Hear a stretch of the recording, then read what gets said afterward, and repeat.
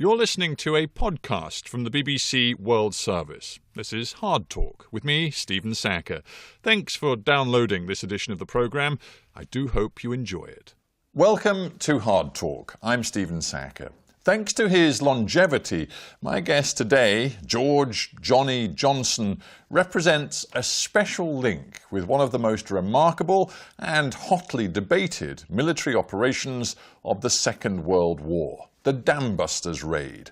That 1943 attack by British Lancaster bombers on 3 dams in Germany's industrial heartland was turned into a film after the war, which became somehow woven into the fabric of British national life. It seemed to capture a spirit of ingenuity, pluckiness and defiance which appealed to Britain's self-image. But what really happened in that Dambusters raid? Was the sacrifice of so many lives in Britain's bomber command really worth it? And was the target either wise or moral? There are so many questions raised by the Dambusters story, and here to answer them, I'm delighted to say, is 96-year-old George Johnny Johnson. Welcome to HARDtalk. Thank you. I want to begin by asking you whether you feel more pride or sadness that you are the last British Dambuster? I think it's both. Pride, certainly, because I'm still able to support that squadron that I joined in that time. And while so many things happen in my favour, or seem to, I have to remind people I'm the lucky one. I'm still alive. But it's not me. It's the squadron I represent, and that is what I want to do with the rest of my life now, or the rest of the work that I do. It's for representing that one particular squadron. Go back to 1943. You're a young bomb aimer. That's your job. Did you know what you were getting into when you and your crew were told that you were going into special training for a very special mission? Did you have any idea what it was going to be? None whatsoever. And it was made perfectly clear that we wouldn't know until much later, and that we were not to talk to anybody about the training that we were doing or anything about it.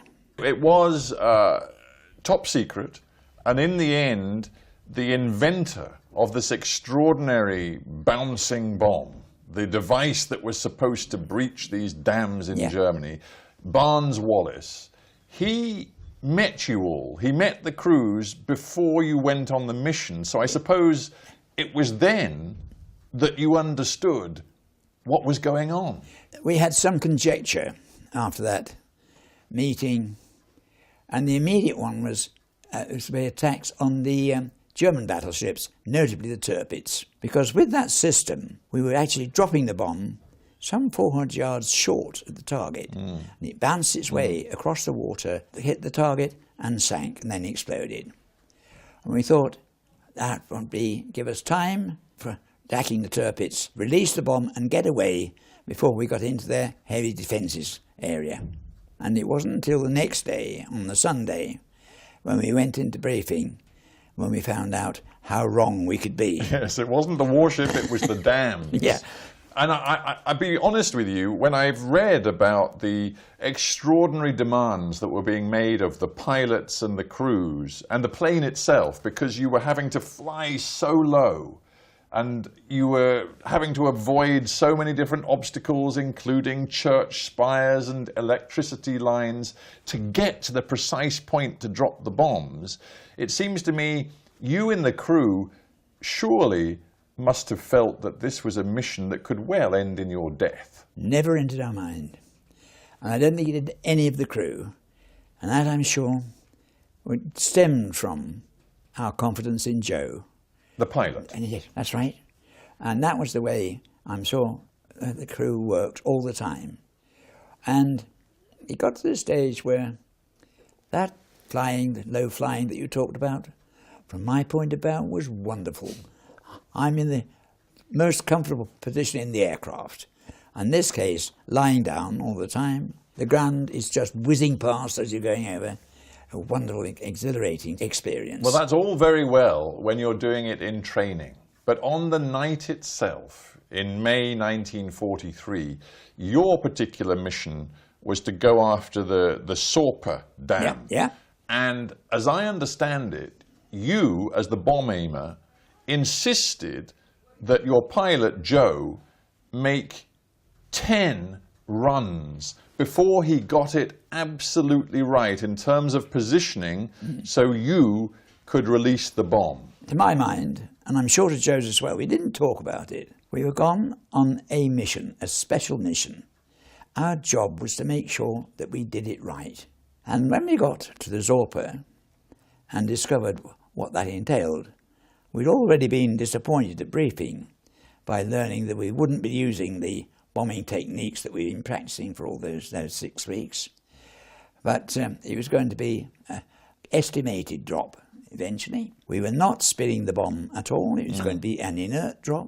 We were going to fly down the side of one hill with our port outer engine over the dam itself and fly along the dam and estimate to drop the bomb as nearly as possible to the centre as you could. If I wasn't satisfied, I called dummy run. If Joe wasn't satisfied, he just pulled away and left me to call dummy run. After the 6th or 7th of these, voice from the rear turret, "Won't somebody get that bum out of here?" And I had to realise how to become the most unpopular member of crew in double quick time. But we were there to do a specific job. And to my mind, we had to do that job. And I'm sure the same was true as far as Joe was concerned. But there were 19 Lancaster bombers involved in the Dambuster raid. 8 of them did not come back. That's true. And 56 men didn't come back either. 3 were captured, but 53 were killed. That's right. More than 1/3 of the entire crew involved in the mission. Right. That's right. How did you feel about the scale of the losses that your team took? Devastated at the time. A complete and utter shock. And Barnes Wallis, The inventor of the bomb. Burst into tears and said, "I've killed all those young men. I'll never do anything like that again." Johnny, you dropped your bomb and it was a direct hit on the Sorpe Dam. But in the end, that dam was not breached. No. The other 2 dams were destroyed. And the Mona Dam, when it was breached, it led to huge amounts of water filling the valley for miles and miles. Right. When you flew back from your sortie, you saw. Yeah, indeed, yes.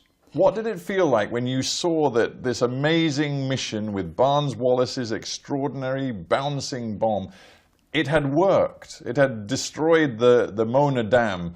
What were your feelings? It was the highlight of that operation, to see the actual result of the success of part of it. We knew by radio broadcast that the Mone had been breached. We knew also that the Ada had been breached by radio broadcast. But approaching the Mone, or what was the Mone, was just like an inland sea. There was water everywhere. But it wasn't easy. It had cost lives. Did it surprise you, the reaction to the Dambusters raid? Because it was big news at the time. The British wartime press was so pleased to have this sort of triumph to crow about. And then, of course, after the war, it was perhaps the most famous single aerial mission that had been flown, and it was celebrated. And of course, in the end, it was made into a film. Did that surprise you, the degree to which it became part of the myth, the British myth of the war? I don't think it surprised me, but I have some grave misgivings about that particular period after the war, about the group of people that I call retrospective historians. And they were a group of them, 1 or 2 of them anyway, who claimed the Dam's raid should never have taken place. It achieved nothing. It cost an awful lot of money in the training, the special aircraft, the training of the crews, and danger to the crews themselves, an awful lot of lives and aircraft loss as well. I used to say, if I ever met one of those characters, I'd hope my hands were tied behind my back, because I wouldn't be quite sure what I'd do with them. But Johnny, don't they have a point about the Dambusters raid? Because in the end, you did breach 2 of the 3 dams, and you did destroy some factories and some coal mines, and it should be said you also killed more than 1,000 German Absolutely. people. Oh yes, indeed. But according to the Albert Speer and other senior Nazis, the German war effort wasn't really put back very much. And in fact, they rebuilt the factories and all of the infrastructure within 5 months. There are at least 4 reasons why, yes, it was a good raid. And the first is that it showed Hitler and the German hierarchy that what they thought was impregnable, the Royal Air Force could get through and destroy. Secondly, it meant that the skilled workmen that were being employed building an anti-invasion wall up the coast had to be pulled in to help to repair the dams. And thirdly, it did some damage to the factories themselves. It did decrease the output, not as much as we would have liked, but it did decrease the output somewhat. And I think finally, the best impression was the effect of the morale on the people of this country, because, as you mentioned, the papers next morning were absolutely full of it. And it happened so close to the success of Alamein that it raised the question, is this the turning point of the war? But there's another way of looking at this, Johnny, and it's not just about the Dambuster raid, but it's about Bomber Command in general. And of course you, as a young bomb aimer, were involved in many sorties, many raids in the period from 42 to 45, right across Germany and I believe Italy as well. Yeah. And it has to be said, you and your crews were responsible for the deaths of many thousands of civilians, as well as military personnel. And you've had many years to reflect on this. Do you have in you any sense of remorse or regret or guilt for those deaths? We didn't start the war. If you are threatened by war, you have to defend yourself. You have to defend your own country. And you have to do it by whatever means you can. And the example had been set by Hitler himself. The way he bombed our cities, London, Coventry, Liverpool, and the rest of them, regardless of human life or anything else. That was the sort of thing which had to be fought against. And one of the ways to fight against it was a reprisal of that sort of attack. And that's why eventually Bomber Command became, I think, but wrongly criticised for the way they attacked the Germans. I was there to do a job. That was what I was there for. That was what I joined for. It was my way of being able to help to get back at Hitler and what he had started with his attack on our country. He was my pet enemy, and that was the way it stayed the whole time. So when you saw the broken dams and you saw the villages being swept away by the waters, that you just closed your mind to the fact that civilians would be down there drowning? Didn't cross my mind at all, I'm afraid. I begin to wonder, frankly, as a young child, I had a pretty horrible childhood. And I found that I was left with a father who, in the first place, thought I was a mistake anyway. I was the youngest of 6 children. And he beat me often, regularly. And I sometimes wonder, was emotion beaten out of me at that stage? Because I felt so little at that time. Well, here's a question about your emotions right after the war, or at the end of the war, because it's clear, as I talked about Bomber Command and its role in the war, that there was an ambivalence in Britain about it. And even Churchill, when he made his victory speech, he saluted the efforts of so many different branches of the military, but he did not go out of his way to salute the work of Bomber Command. No. And in some ways, it seems there was a sense that Bomber Command, with particularly its targeting of civilians in Dresden and Hamburg and some other German cities, had gone too far, had broken a moral code. Were you angry with Churchill that he didn't thank Bomber Command specifically? I was angry with Churchill, always have been. But I think since after the war, the first time we went back to Zorpa on a television programme, the cameraman and I were walking across the dam. He said, "Stop here, Johnny. I reckon this is where you dropped your bomb." And I stopped, looked over the side, and I was dropping that bomb again, just like that. And then I walked over to the other side, and I saw that lovely valley going down there. And I said, "You know, I'm almost glad we didn't breach this dam. Had we done so, this valley would have been completely ruined. OK, it could have been rebuilt, but it'd never have been the same." And it made me think more about the after effects of war than about war itself. It didn't make me think any the less of our war effort, something we had to fight for our own defence. That was it. I just want to quote you the words of one historian, Richard Overy, who's written a lot about Bomber Command and about the morality of some of the decisions taken, for example, the firebombing of Dresden and Hamburg. Yes, yeah. And he says that we need to be open and honest, that the British decision was specifically to target towns, cities and civilians to win the war. But he says, let's be honest, that was a decision taken at the top, and that the air crews themselves, people like you, he says, were in many ways victims. He says you were, quoting him, he says you were sent out in often appalling conditions, in poor weather, with fear in your hearts, constantly aware of the hungry presence of death, he says. Did you, and do you think that in a way you were a victim? Or is that nonsense? No, never. I don't remember feeling afraid at any time. I don't remember feeling any apprehension at any time. That's very hard to believe.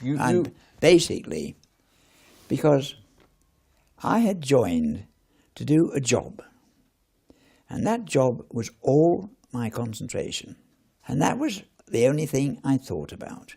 I talked about Churchill, and you said you felt anger toward Churchill when he didn't thank and salute the work of Bomber Command. In fact, you in Bomber Command were the one group of military personnel who were not given a campaign medal right after the war. Yeah. Does that still hurt? It does. Very much so. It hurts more so now because there is so little, in fact no respect, no recognition of the individuals who were lost in Bomber Command, fighting for their country, fighting for freedom, which we have been able to subsequently enjoy. You have spent a lot of time talking to particularly children about your experiences. What is it? What is the message that you want to give by taking so much time to talk to the new generation? You do ask the most awkward questions, don't you? However, here goes. What's the message I want to give? I want, first of all, from the school's point of view, the children have a chance to appreciate the country they're living in, why they're living in it, and what it might have been had things gone the other way. I think it's an essential part of their early education and something for them on which to think in the future. I didn't start talking about my war until after I lost my wife. And then the children suggested that I should start. Perhaps it would stop me grieving all the time for Mum, as they put it. And I thought about it, and I thought I'd try it. And it worked. Do you think that you speak about it with a sense of pride in what you did, but do you also bring to it a feeling of perhaps horror, in a way, about what war is? After such a long life, things seem a little bit different now from what they were then. But at that time, I thought it was necessary that we should be fighting that war. And I thought it was necessary that we should fight it the best way we could. And Bomber Command was one of the advantages of that type of thought.